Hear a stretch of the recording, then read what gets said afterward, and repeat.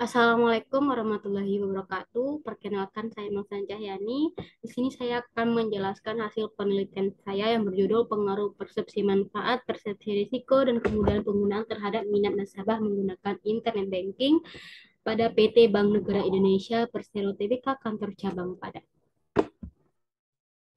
Yang saya hormati Bapak Hidayatul Ihsan, MSc PhD-CA, dan Ibu Ami Fontanella, MSI CA, selaku dosen pada mata kuliah Seminar Proposal. Di sini saya akan menjelaskan 3 bab, yang dimana pada bab 1 itu pendahuluan, bab 2 landasan teori, dan yang ketiga metodologi penelitian. Baiklah, pada bab 1 latar belakang masalah. Seiring berjalannya waktu, teknologi informasi mengalami perkembangan yang begitu pesat. Kehidupan manusia setiap harinya tidaklah luput dari yang namanya bantuan teknologi. Bahkan teknologi sudah mengubah pola hidup manusia saat ini. Di Indonesia itu sendiri adalah negara yang memiliki pengguna internet yang terbesar di Asia Tenggara. Internet di Indonesia saat ini sudah mencapai atau menjadi kebutuhan primer untuk para penggunanya. Data dari Asosiasi Penyelenggara Jasa Internet Indonesia atau APJII, pengguna internet di Indonesia telah mencapai 88,1%, yang di mana 48%-nya merupakan pengguna internet harian. Pengguna internet memungkinkan setiap orang dengan mudah dan cepat melakukan berbagai macam kegiatan. Internet banking itu sendiri melakukan transaksi, pembayaran dan transaksi lainnya melalui internet dengan website yang dimiliki oleh bank yang dilengkapi dengan sistem keamanan. Internet banking itu sendiri hadir untuk mempermudah nasabah dalam melakukan transaksi non-cash yang sudah disediakan dan dapat diakses melalui perangkat yang mudah seperti handphone, laptop, komputer, dan lain sebagainya. Upaya mendorong sistem keuangan untuk dapat diakses seluruh lapisan masyarakat terus dilakukan. Sistem keuangan inklusif merupakan konsep yang diterapkan agar seluruh lapisan masyarakat mampu mengakses sektor jasa, dalam hal ini jasa keuangan seperti perbankan. Dukungan teknologi merupakan salah satu kunci keberhasilan dalam mendorong dan menerapkan sistem keuangan inklusif. Sistem keuangan inklusif itu sendiri adalah suatu konsep yang dihasilkan dari pengaruh globalisasi terhadap dunia perbankan. Selanjutnya, rumusan masalah. Berdasarkan latar belakang di atas, maka yang menjadi rumusan masalah dalam penelitian ini adalah apakah persepsi manfaat berpengaruh terhadap minat nasabah menggunakan internet banking. Yang kedua, apakah persepsi risiko berpengaruh terhadap minat nasabah menggunakan internet banking. Dan apakah kemudahan penggunaan berpengaruh terhadap minat nasabah menggunakan internet banking. Selanjutnya, tujuan dan manfaat penelitian. Pada tujuan penelitian, berdasarkan rumusan masalah di atas, maka yang menjadi tujuan dalam penelitian ini adalah yang pertama, untuk mengetahui apakah terdapat pengaruh persepsi manfaat terhadap minat nasabah menggunakan internet banking. Yang kedua, mengetahui apakah terdapat pengaruh persepsi risiko terhadap minat menggunakan internet banking, dan untuk mengetahui apakah terdapat pengaruh kemudahan penggunaan terhadap minat nasabah menggunakan internet banking. Untuk manfaat penelitian, penyusunan penelitian ini diharapkan bisa memberikan manfaat dari atau bagi pihak-pihak yang berkepentingan. Adapun manfaat penelitian ini antara lain bagi perusahaan terkait dengan bahan masukan terhadap layanan internet banking, serta pengaruhnya terhadap manfaat nasabah sebagai bahan pertimbangan pengambilan keputusan yang berhubungan dengan keberlangsungan aktivitas operasional pada PT Bank Negara Indonesia Tbk Kantor Cabang Padang. Bagi nasabah, diharapkan dapat memberikan suatu informasi baru tentang manfaat, risiko, dan kemudahan penggunaan internet banking kepada nasabah PT Bank Negara Indonesia Kantor Cabang Padang. Dan bagi mahasiswa, akuntansi dapat menjadi wadah dalam menerapkan dan ilmu yang diperoleh selama perkuliahan dalam memberikan keputusan bagi mahasiswa dalam menggunakan internet banking pada Bank Negara Indonesia Persero Tbk. Selanjutnya, bab 2 landasan teori. Nah, di sini saya mengambil teori dari TAM atau Teknologi Acceptance Model. Teknologi acceptance model adalah teori yang menggunakan teknologi informasi untuk menjelaskan minat dalam perilaku. TAM dikembangkan oleh Davis et al. 1989 berdasarkan model TRA atau Theory of Resonant Action. Model TRA ini dapat diterapkan karena keputusan individu untuk merangkul teknologi sistem informasi merupakan perilaku sadar yang dapat dijelaskan diprediksi oleh pelakunya. Konsep TAM ini sebagai penerimaan terhadap kepenggunaan sistem informasi berdasarkan pada minat untuk menggunakan dorongan oleh banyak faktor seperti faktor persepsi manfaat, persepsi kemudahan yang menjadi penting bagi nasabah untuk menggunakan suatu layanan. Selanjutnya persepsi manfaat. Menurut Davis 1989, persepsi manfaat adalah keadaan ketika seseorang percaya bahwa dengan menggunakan sebuah sistem akan dapat meningkatkan kinerjanya. Persepsi manfaat merupakan salah satu bagian dari teknologi accepted model. Ketika kinerja seseorang mengalami peningkatan ketika menggunakan sebuah sistem, maka sistem tersebut dianggap memiliki manfaat yang tinggi. Selanjutnya, persepsi risiko. Menurut Lee 2008, mendefinisikan persepsi risiko dianggap sebagai ukuran potensi kerugian dari sebuah tindakan yang tidak menguntungkan dan merupakan kepastian dari perasaan subjektif untuk atas konsekuensi dari kerugian. Dari definisi tersebut dapat disimpulkan bahwa risiko selalu dihubungkan dengan kemungkinan terjadinya sesuatu yang merugikan yang tidak diduga atau diinginkan. Selanjutnya, persepsi kemudahan penggunaan. Kemudahan penggunaan sebagai tingkat keyakinan seseorang bahwa dalam menggunakan sistem tertentu tidak diperlukan usaha yang keras. Meskipun demikian, usaha menurut setiap orang berbeda-beda. Tapi pada umumnya untuk menghindari penolakan dari penggunaan sistem yang dikembangkan, maka sistem harus mudah diaplikasikan oleh pengguna tanpa mengeluarkan usaha yang memberatkan. Menurut Rizky Perditasari 2017, persepsi kemudahan merupakan sejauh mana teknologi inovatif dianggap tidak sulit dipelajari, dipahami, dan dioperasikan. Konsep ini mencakup kejelasan tujuan teknologi informasi dan kemudahan penggunaan sistem untuk tujuan sesuai dengan keinginan. Selanjutnya, minat menggunakan internet banking. Minat itu sendiri adalah suatu proses kejiwaan yang bersifat abstrak yang dinyatakan oleh seluruh keadaan aktivitas. Ada objek yang dianggap bernilai sehingga diketahui dan diinginkan. Minat adalah kesadaran seseorang dalam suatu objek, suatu soal atau situasi mengandung sangkut paut dengan dirinya. Pengetahuan atau informasi tentang seseorang atau sesuatu objek pasti harus ada terlebih dahulu dapat minat objek tersebut. Selanjutnya, internet banking. Internet banking berasal dari dua kata, yaitu internet dan banking atau bank. Internet banking adalah sistem jaringan yang menghubungkan tiap-tiap komputer secara global ke penjuru dunia. Sedangkan banking atau bank adalah lembaga keuangan yang menghimpun dan menyalurkan dana dari masyarakat. Menurut Bank Indonesia, internet banking merupakan salah satu dari sekian layanan jasa bank yang memungkinkan nasabah memperoleh informasi melalui komunikasi dan transaksi dengan menggunakan jaringan internet. Internet banking sebagai layanan yang telah mengubah pola interaksi bank dan nasabahnya. Internet bank mempermudah nasabah dalam melakukan transaksi non-cash bank yang disediakan melalui perangkat seperti handphone, komputer, laptop, dan lain sebagainya. Selanjutnya, peneliti terdahulu. Yang dimana salah satunya itu dari Fika Khairul Rahman tahun 2022.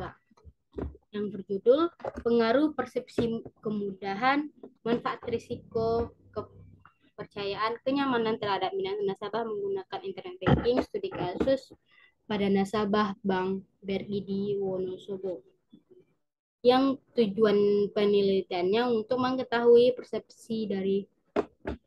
pengaruh dari persepsi kemudahan, persepsi manfaat, persepsi risiko, persepsi kepercayaan, dan persepsi kenyamanan terhadap minat nasabah Bank Negara Indonesia di Wonosobo menggunakan internet banking. Dia menunjukkan bahwa persepsi kemudahan, persepsi manfaat, persepsi kepercayaan dan kenyamanan berpengaruh positif terhadap minat nasabah menggunakan internet banking. Sedangkan persepsi risiko berpengaruh negatif terhadap minat nasabah menggunakan internet banking. Selanjutnya, kerangka konseptual atau kerangka pemikiran dan hipotesis. Secara umum, penelitian ini bertujuan untuk mengetahui pengaruh persepsi manfaat, persepsi risiko, dan kemudian penggunaan terhadap minat menggunakan internet banking. Berikut ini merupakan kerangka konseptual berdasarkan model penelitian dan hubungan antar variabel yang digunakan dalam penelitian.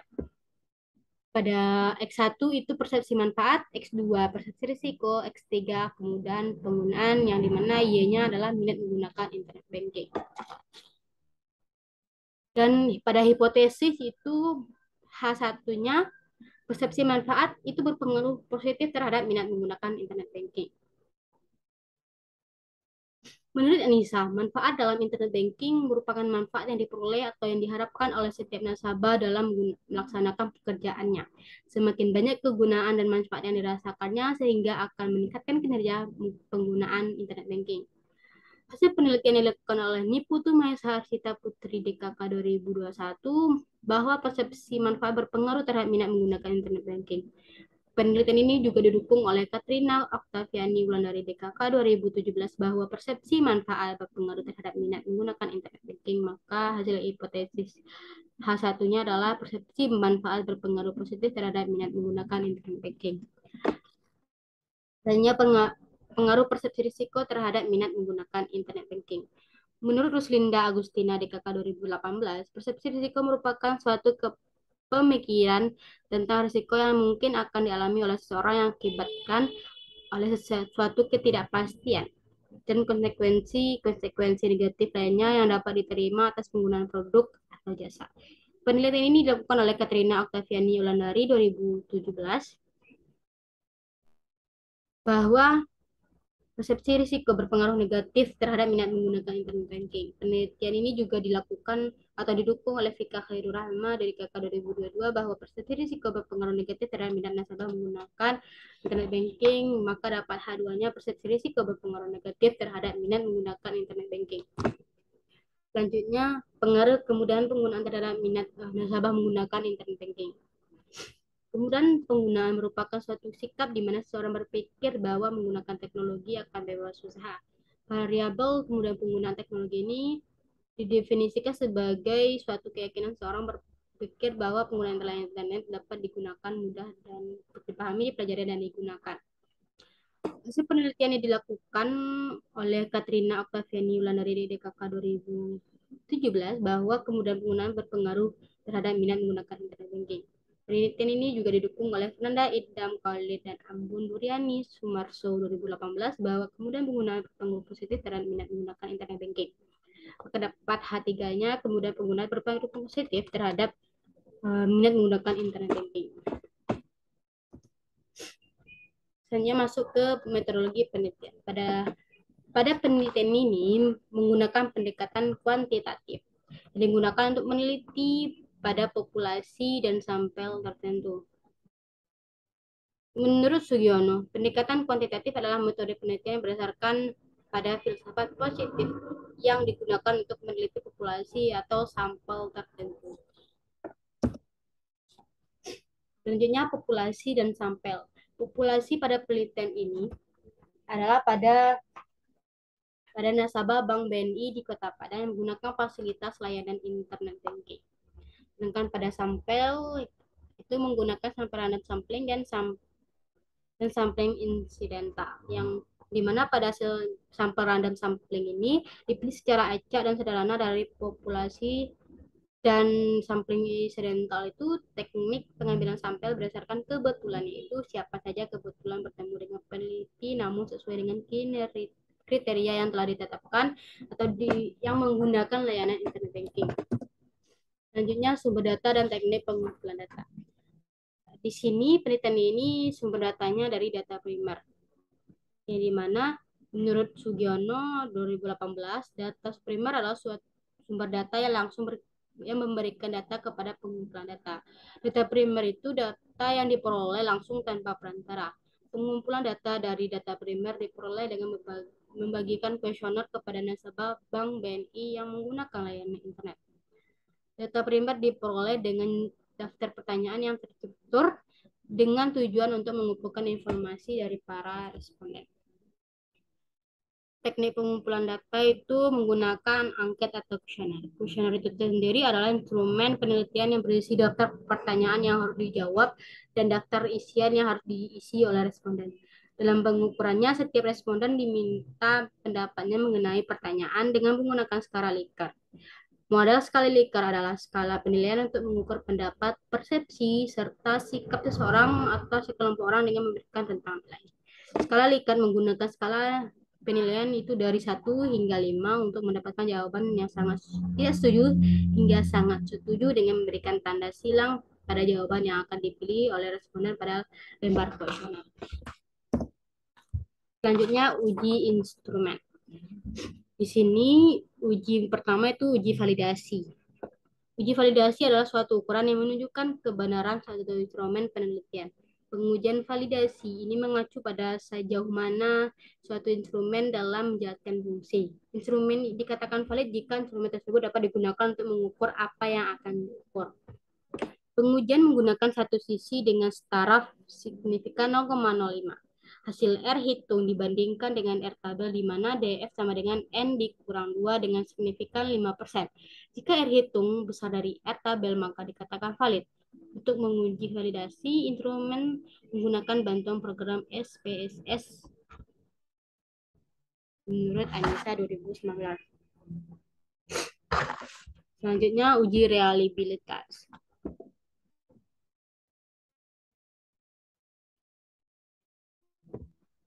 Jadi mana reliabilitas itu ketetapan alat untuk mengukur apa yang diukurnya. Alat ukur tersebut digunakan untuk memberikan hasil ukur yang sama seperti paling nyata termometer, di mana termometer akan dikatakan masih reliable apabila hasil pengukuran menunjukkan hasil yang sama untuk waktu yang berbeda. Pengukuran reliabilitas dapat mengacu pada nilai Cronbach alpha, yang dimana suatu konstruk atau variabel dinyatakan reliable apabila memiliki Cronbach alpha besar 0,6.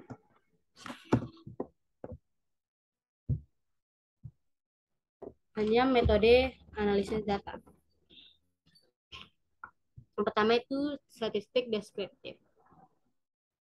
Yang dimana menurut Ghazali 2018 menjelaskan bahwa statistik deskriptif menyajikan gambaran atau deskripsi suatu data yang berdasarkan dari nilai-nilai rata atau mean, standar deviasi, varian maksimum minimum, sum rank, basis, dan skewness atau kemencengan.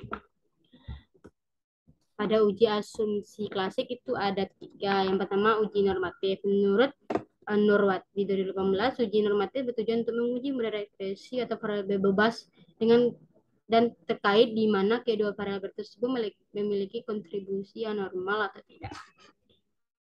Selanjutnya uji heteroskedastisitas, yang dimana menurut Ghazali 2018 heteroskedastisitas yaitu bertujuan untuk menguji apakah dalam model regresi terjadi ketidaksamaan varians dari residual satu pengamatan lainnya.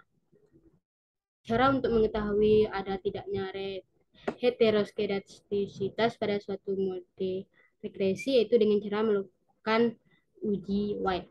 Hanya uji multikolinearitas, di mana bertujuan untuk menguji model regresi apakah terdapat korelasi antar variabel bebas. Model regresi dapat dikatakan baik jika tidak adanya korelasi antar variabel independen.